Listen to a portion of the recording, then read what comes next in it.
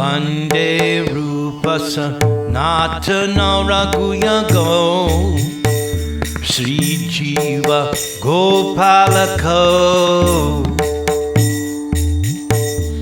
Vande Rupa Sanatana Raghuyago Sri Jiva Gopalako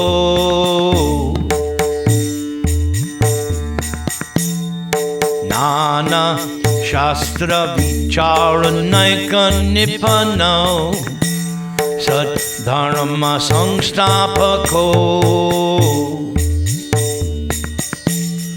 Nana Shastra Vicharanaika Nipano Sat Dharma Sangstapako Lokanang Hita Karinao Tribhuvane Manyo Sharanyakaro Lokanang Hita Karinao Tribhuvane Manyo Sharanyakaro Radha Krishna Padaravinda Bhajana Nandena Mataliko Radha Krishna Padaravinda Bhajana Nandena Mataliko Vande Rupa Sanatana Raghuyago Sri Jiva Gopalako.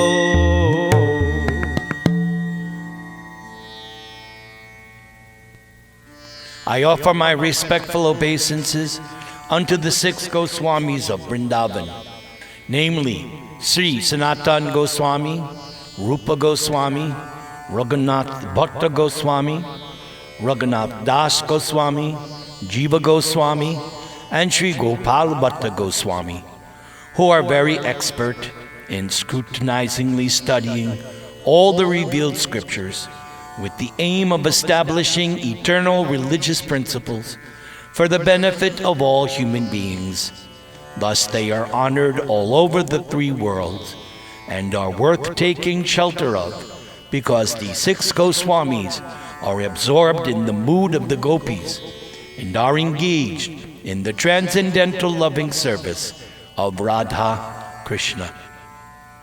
Om Ajnana Timarandasya Jnananjana Shalakaya Chakshurmilitam Yena Tasmai Sri Gurave Namaha.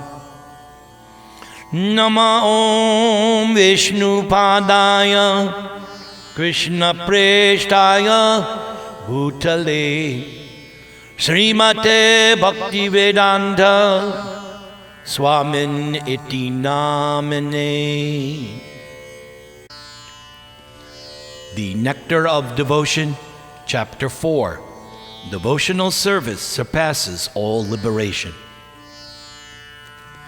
How much a devotee is seriously attached to the devotional service of the Supreme Personality of Godhead can be understood from the statement of the Adiraj Maharaj Prithu, which is described in the 4th canto of Srimad Bhagavatam. My dear Lord, if after taking liberation I have no chance of hearing the glories of your Lordship, glories which are chanted by pure devotees from the core of their hearts in praise of your lotus feet, and if I have no chance for this honey of transcendental bliss, then I shall never ask for liberation or this so-called spiritual emancipation. For I shall simply always pray unto your Lordship that you may give me millions of tongues and you give me millions of ears, so that I may constantly chant and hear of your transcendental glories. The impersonalists desire to merge into the existence of the Supreme, but without keeping their individuality, they have no chance of hearing and chanting the glories of the Supreme Lord. And because they have no idea of the transcendental form of the Supreme Lord, there is no chance of their chanting and hearing of Krishna's transcendental activities. In other words, unless one is already beyond liberation, one cannot relish the transcendental glories of the Lord, nor can one understand the transcendental form of the Lord. A similar statement is also found in the Srimad Bhagavatam, 5th canto, wherein Shukadeva Goswami addresses Parikshit Maharaj. The great soul, King Bharat, was so much attached to the service of the lotus feet of Krishna that he very easily gave up lordship over this earthly planet, as well as his affection for his children, society, friends, royal opulence, and beautiful wife. King Bharat was so very lucky that the goddess of fortune herself was pleased to offer King Bharat all kinds of material concessions. But King Bharat never accepted any of these material opulences. Shukadeva Goswami praises this behavior of King Bharata very highly, for he says, "Any person whose heart is attracted by the transcendental qualities of the Supreme Personality of Godhead, who is known as Madhusudana, does not care even for that liberation which is aspired to by many great sages, what to speak of material opulences." Also, in the 6th canto of Srimad Bhagavatam, there is a similar statement by Vitra Asura, who addresses the Lord as follows: "My dear Lord, by leaving your transcendental service, I may be promoted to the planet known as Dhruvaloka, the pole star, or I may gain lordship over all the planetary systems of the universe. But I do not aspire for this, nor do I wish the mystic perfections of yoga practice, nor do I aspire for spiritual emancipation. All I wish for, my Lord, is your association and transcendental service eternally." And there is this statement confirmed by Lord Shiva in Srimad Bhagavatam, 6th canto, wherein Lord Shiva addresses Sati as follows: "Narayana parasarve na kutaschanna bidyati svarga pavarga narakeshu api tulyarta darshinaha." O my dear wife Sati, persons who are devoted to Narayan are not afraid of anything. If they are elevated to the higher planetary systems, or if they get liberation from material contamination, or if they are pushed down to the hellish condition of life, or in fact, whatever situation they are in, they are not afraid of anything. Simply because they have taken shelter of the lotus feet of Narayana, for them, any position in the material world is as good as another. There is also a similar statement by Indra, the king of heaven, found in the 6th canto of Srimad Bhagavatam, where he addresses Mother Diti. "Aradhanang Bhagavata ihamana nirashisha yetu nechchanti api parang te svarta kushala smrita." My dear mother, persons who have given up all kinds of desire and who are simply engaged in devotional service to the Lord, they know what is actually their self-interest. Such persons are actually serving their self-interest and are considered first-class experts in the matter of advancing to the perfectional stage of life. In the 7th canto of Srimad Bhagavatam, Maharaj Prahlad says, "O my dear friends born into atheistic families, if you can please the Supreme Personality of Godhead, Krishna, then there is nothing more rare in this world." In other words, if the Supreme Lord Krishna is pleased with you, then any desire you may have within the core of your heart can be fulfilled without any doubt. As such, what is the use of elevating yourself by the results of fruitive activities which are automatically achieved in all events by the modes of material nature? And what is the use for you of spiritual emancipation or liberation from material bondage? For if you are always engaged in chanting the glories of the Supreme Lord, and if you are always relishing the nectar of the lotus feet of the Lord, then there is no necessity for any of these. By the statement of Prahlad Maharaj, it is clearly understood that one who takes pleasure in chanting and hearing the transcendental glories of the Lord has already surpassed all kinds of material benedictions, including the results of pious fruitive activities, sacrifice, and even liberation from material bondage. And so similarly, in the same 7th canto, 8th chapter, when the demigods are offering prayers to Lord Nrsimha, Indradev, the king of heaven, prays, "O Supreme One, these demons talk of our share of participation in the performances of ritualistic sacrifices, but simply by your appearance as Lord Nrsimha, you have saved us from terrible fears. Actually, our shares in the sacrificial performances are due to you only, because you are the supreme enjoyer of all sacrifices. You are the supersoul of every living entity, and therefore you are the actual owner of everything.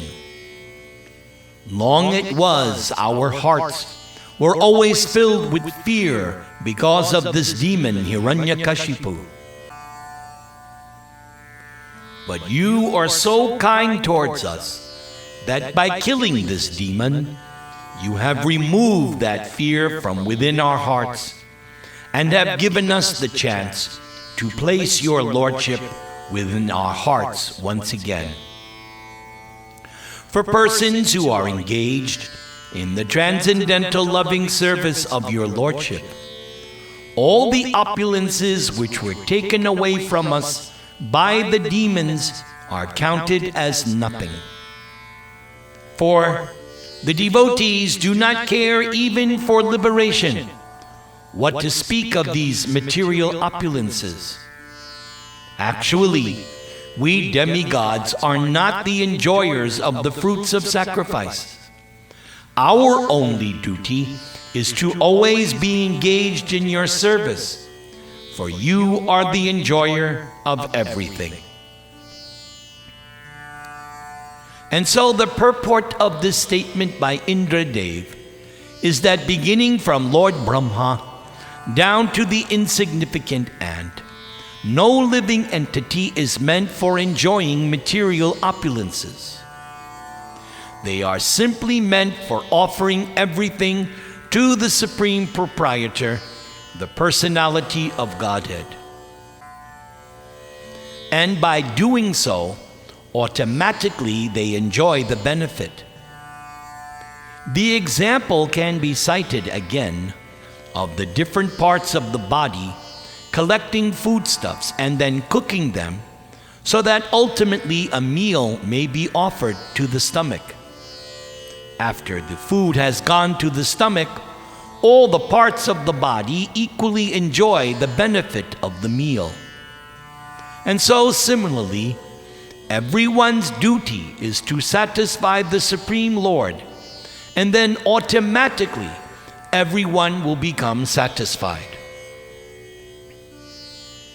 A similar verse is found in the 8th canto of Srimad Bhagavatam, wherein Gajendra prays, "My dear Lord, I have no experience of the transcendental bliss derived from your devotional service. So therefore I have asked from you some favor. But I know that persons who are pure devotees and have, by serving the lotus feet of great souls, they have become freed from all material desires and are thus always merged in the ocean of transcendental bliss. And as such, they are always satisfied simply by glorifying your auspicious characteristics. And so for them, there is nothing else to aspire or pray for." In the 9th canto of Srimad Bhagavatam, the Lord of Vaikuntha replies to Durvasa Muni, "Matsevaya pratitang te salokyadi chatushtayam nechchanti sevaya purna kutonyat kala viplutam."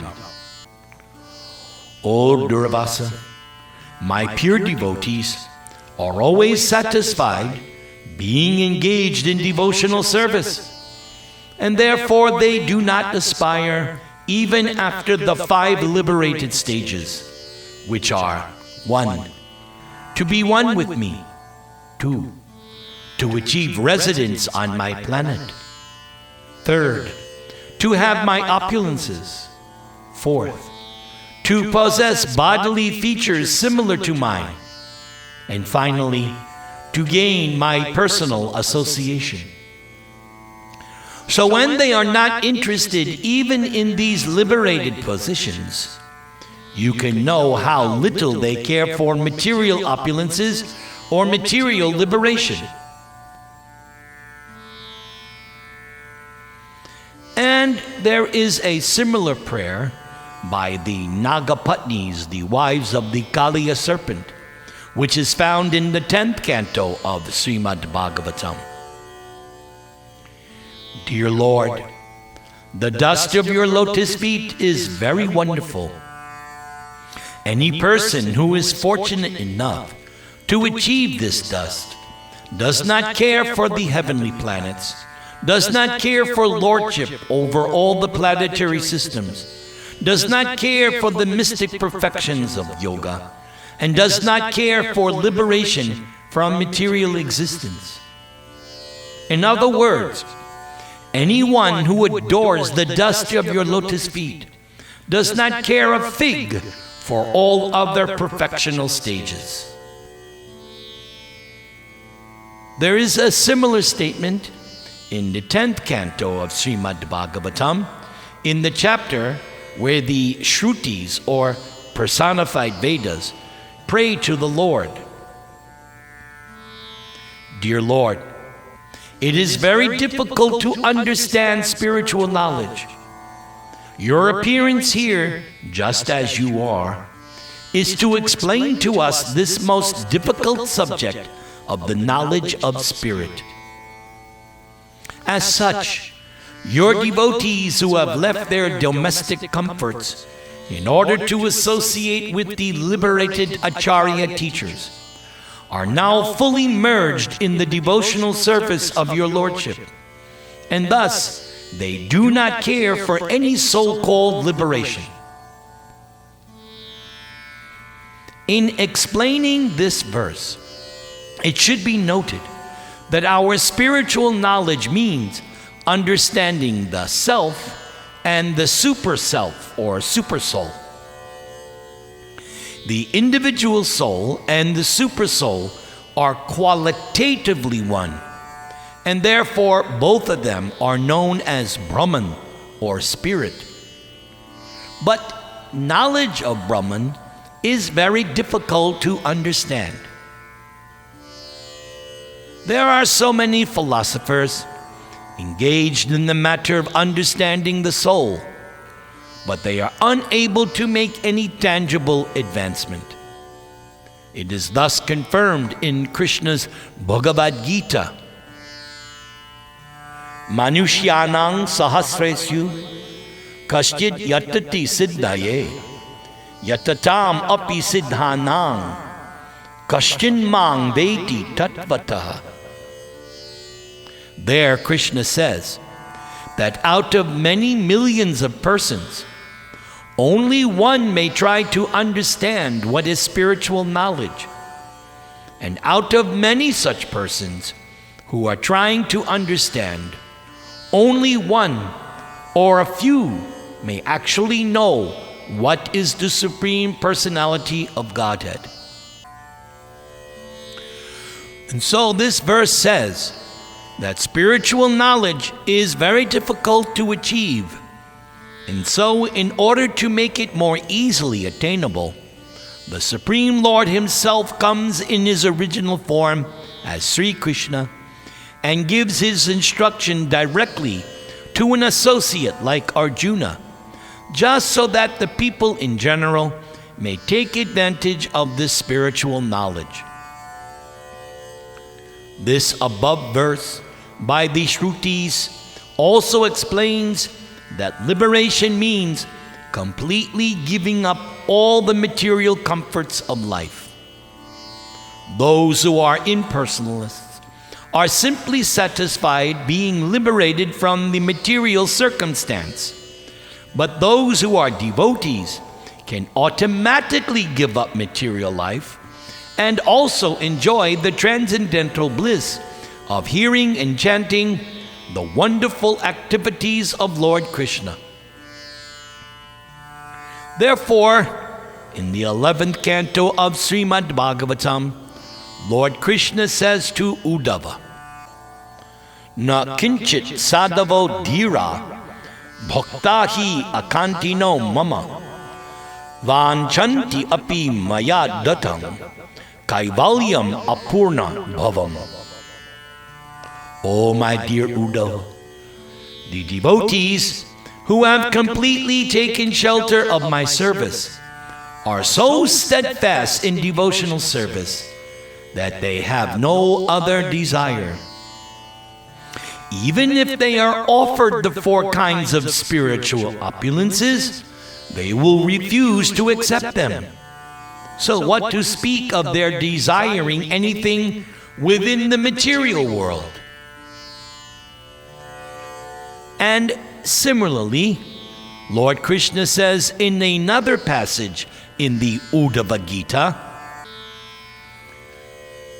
My dear Uddhava, a person whose consciousness is completely absorbed in my thought and activities does not aspire even to occupy the post of Lord Brahma, or the post of Indradev, or the post of lordship over the planets, or the 8 kinds of mystic perfections, or even liberation itself. And we find in the 12th canto of Srimad Bhagavatam, wherein Lord Shiva says to his wife, Naivechati ashisha kvapi brahmashir moksham api uta bhakting parang bhagavati labdavan purushe vyaye. My dear Devi, this great Brahmana sage Markandeya has attained unflinching faith and devotion unto the Supreme Personality of Godhead, and as such Markandeya does not aspire after any benediction, including liberation from this material world. Similarly, there is a statement in the Padma Purana describing the ritualistic function during the month of Kartik. During this month, especially in Vrindavan, it is the regulative principle to daily pray to Lord Krishna in his form as Damodara. This Damodara form refers to Krishna in his childhood, when Krishna was tied up with rope by his mother Yashoda. Dama means rope, and Udara means abdomen. So Mother Yashoda, being very disturbed by naughty Krishna, bound him around the abdomen with a rope, and thus Krishna is named Damodar. So during the month of Kartik, Damodar is prayed to as follows. Varang deva mokshang na mokshavadhing va na chanyang vrinehang vareshadaphiha idam deva purnatha gopala balang sadame manasyavi rastam kimanyai Varang deva moksham na mokshavadhing va na chanyang vrinehang vareshadaphiha idang deva purnata gopala balam sadame manasyavi rastam kimanyai. My dear Lord, you are the Lord of all. You are the giver of all benedictions. There are many demigods like Lord Brahma and Lord Shiva who sometimes offer benedictions to their respective devotees. For example, Ravana was blessed with many benedictions by Lord Shiva, and Hiranyakashipu was blessed by Lord Brahma. But even Lord Shiva and Lord Brahma depend upon the benedictions of Lord Krishna, and therefore Krishna is addressed as the Lord of all benedictions. As such, Lord Krishna can offer his devotees anything they want, but still the devotee's prayer continues. My Lord, I do not ask for you for liberation or any material facility up to the point of liberation. For what I want as your favor is that I may always think of your form in which I see you now as Damodara. You are so beautiful and attractive that my mind does not want anything besides this wonderful form. In this same prayer, there is another passage in which it is said, Kuveratma jobadha murtyaiva yadvat Tvaya mochitau bhakti bhajau kritau cha Tata prema bhakting swakang me prayachcha Na mokshe grahomesti damodareha Kuveratma jobadha murtyaiva yadva Tvaya mochitau bhakti bhajau kritau cha Tata prema bhakting swakang me prayachcha Na mokshe grahomesti damodareha. Oh, my dear Lord Damodar, once you were playing as a naughty boy in the house of Nanda Maharaj, and you broke the box containing yogurt, And because of that, Mother Yashoda considered you an offender and tied you with a rope to the household grinding mortar. But at that same time, you delivered the two sons of Kuvera, Nalakuvara and Manigriva, who were staying there as two Arjuna trees in the yard of Nanda Maharaj. So my only request is that by your merciful pastimes, you may similarly deliver me. The story behind this verse is that the two sons of Kuvera, who is the treasurer of the demigods, were puffed up on account of the opulence of their father. And so once on the heavenly planet, they were enjoying themselves in a lake with some naked damsels of heaven. And at that time, the great Saint Narada Muni was passing on the road, and he was very sorry to see the behavior of these two sons of Kuvera. Seeing Narada passing by, the damsels of heaven covered their bodies with cloth. But the two sons, being drunkards, did not have this decency. Narada became angry with their behavior and cursed them. "You have no sense, so it is better if you become trees instead of the sons of Kuvera." Upon hearing this, the boys came to their senses and begged Narada to pardon them for their offenses. So Narada told them, "Yes, you shall become trees, Arjuna trees, and you will stand in the courtyard of Nanda Maharaj. But Krishna himself will appear in time as the foster son of Nanda, and Krishna will thus deliver you." In other words, the curse of Narada was a benediction to the sons of Kuvera, because indirectly it was foretold that they would be able to receive the favor of Lord Krishna. After that, Kuvera's two sons stood as two big twin Arjuna trees in the courtyard of Nanda Maharaj until Lord Damodar, in order to fulfill the desire of Narada Muni, dragged the grinding mortar to which he was tied and struck in between the two trees, violently causing them to fall down.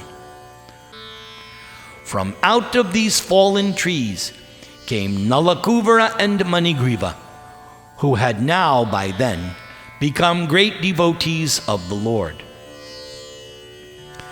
And there is a passage in the Hayashirsha Pancharatra which states, "My dear Lord, O Supreme Personality of Godhead, I do not want any resultant benediction from my religious life, nor do I want any economic development, nor do I want to enjoy sense gratification and neither liberation. I simply pray to be an eternal servant at your lotus feet. So kindly oblige me and give me this benediction." And in the same Hayashirsha Pancharatra, after Nrsingadev wanted to give benedictions to Prahlad Maharaj, Prahlad did not accept any material benediction and simply asked the favor of the Lord to remain his eternal devotee. In this connection, Prahlad cited the example of Hanuman, the eternal servitor of Lord Ramachandra, who also set an example by never asking any material favor from the Lord. Hanuman always remained engaged in the Lord's service. So this is the ideal character of Hanuman, for which he is still worshipped by all devotees. And so Prahlad Maharaj also offered his respectful obeisances unto Hanuman. And there is a well-known verse spoken by Hanuman, in which he says, "My dear Lord, if you like, you can give me salvation from this material existence, or you can give me the privilege of merging into your existence. But I do not wish any of these things. I do not want anything which diminishes my relationship with you as servant to master, even after liberation." In a similar passage in the Narada Pancharatara, it is stated, "My dear Lord, I do not wish any perfectional stage by performing the ritualistic religious ceremonies, or by economic development, or by sense gratification or liberation. For I simply pray that you grant me the favor of keeping me under your lotus feet.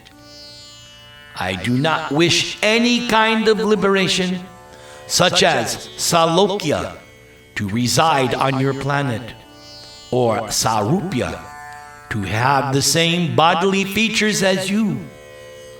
For I simply pray for your favor, that I may always be engaged in your loving service."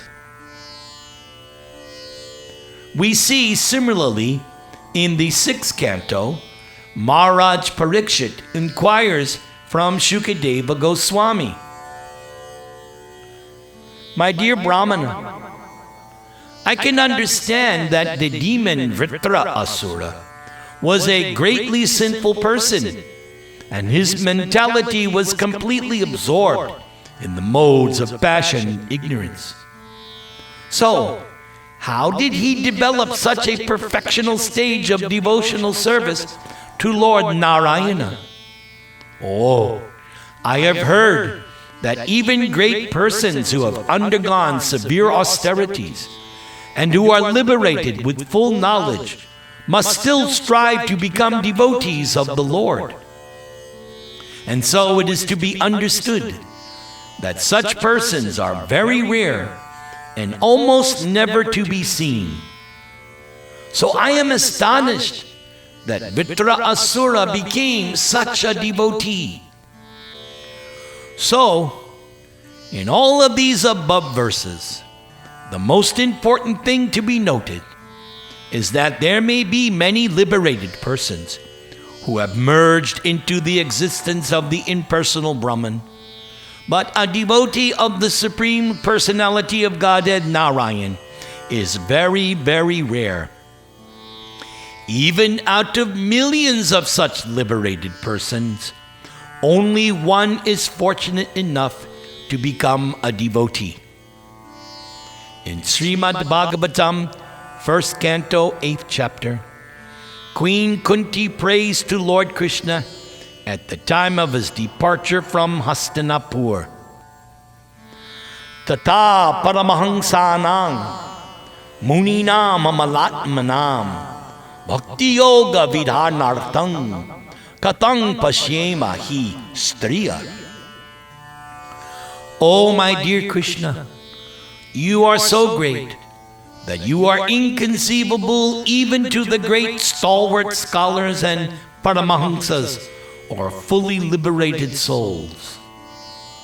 So if such great sages, who are transcendental to all reactions of material existence, if they are unable to know you, then as far as I am concerned, belonging to the less intelligent woman class, how is it possible for us to know your glories? How can I understand you? In this verse, the particular thing to be noted is that the personality of Godhead is not to be understood by the great liberated persons, but only by devotees such as Queen Kunti in her humbleness.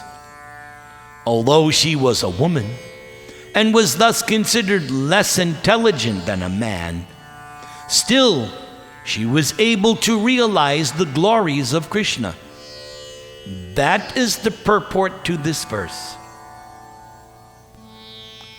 Another passage, which is very important, found in Srimad Bhagavatam, 1st canto, is called the famous Atmarama verse.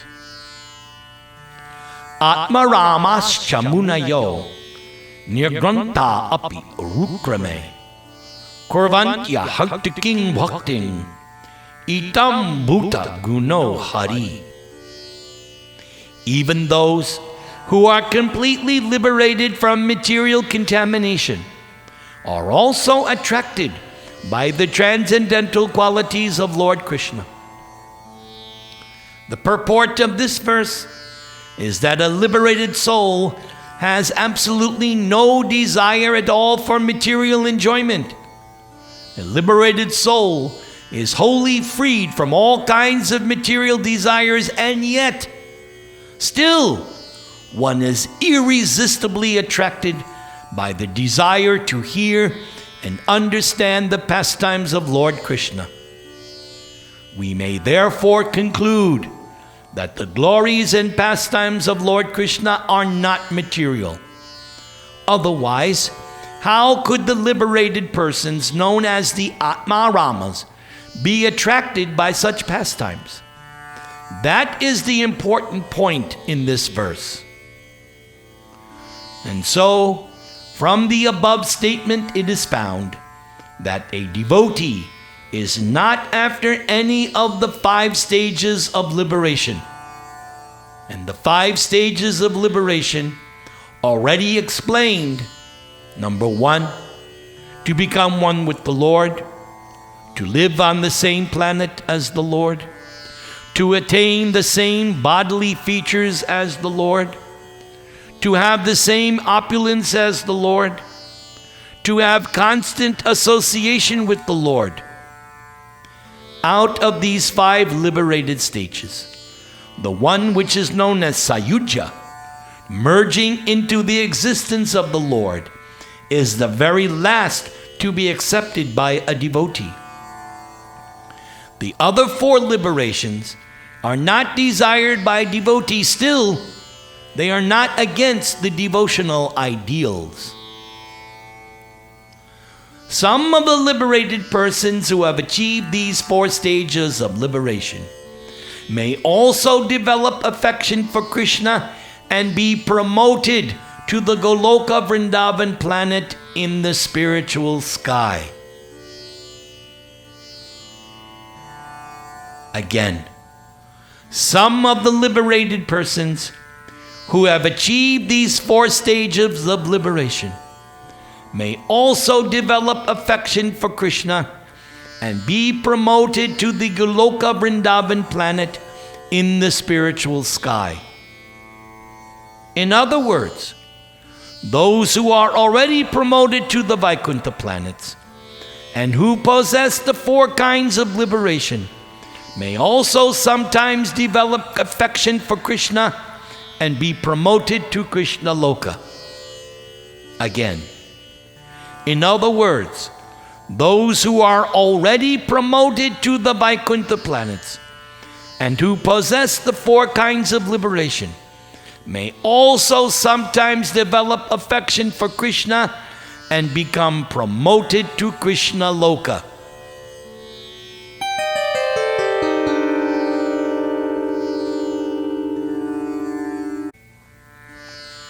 So, those who are in the 4 liberated states may still be going through different stages of existence.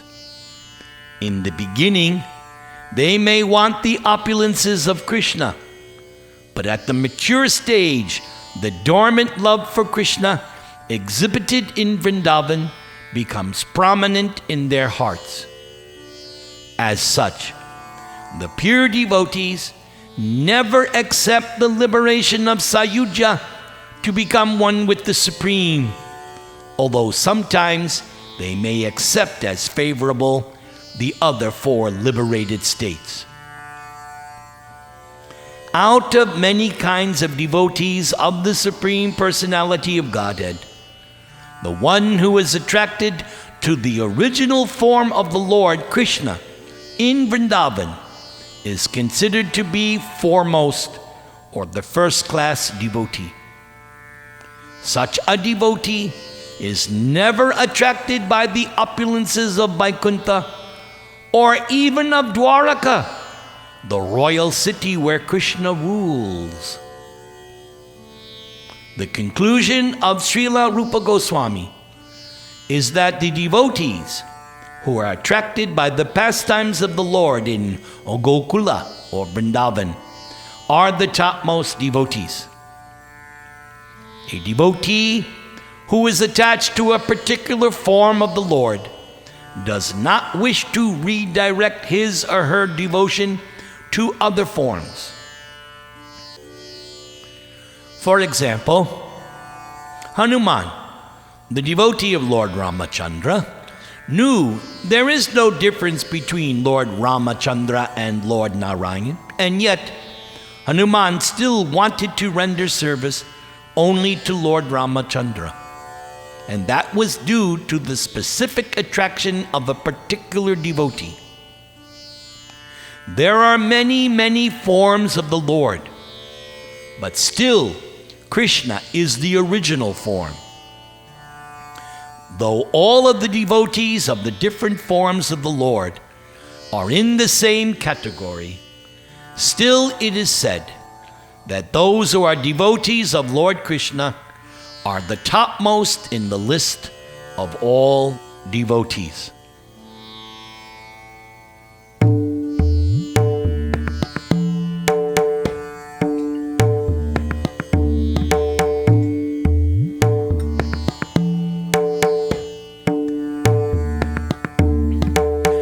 Shri Krishna Chaitanya Prabhu Nityananda Shri Advaita Gadadhara Shri Vasadi Gaur Bhakta Vrinda. Shri Krishna Chaitanya Prabhu Nityananda Shri Advaita Gadadhar Shri Vasadi Gaur Bhakta Vrinda.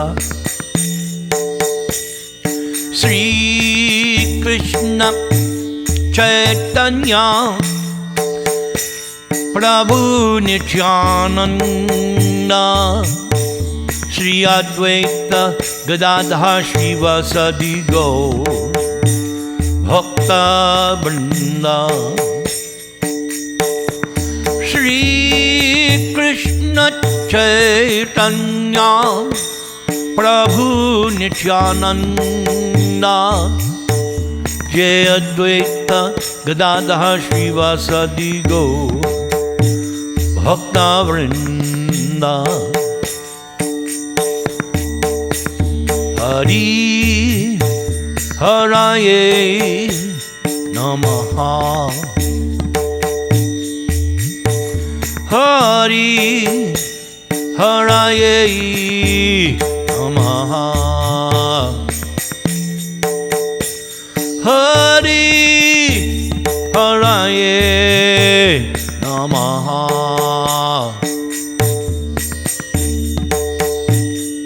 Krishna Yadavaya Namaha Gopala Govinda Ram Shri Madhu Sudana. Hari Haraye Namaha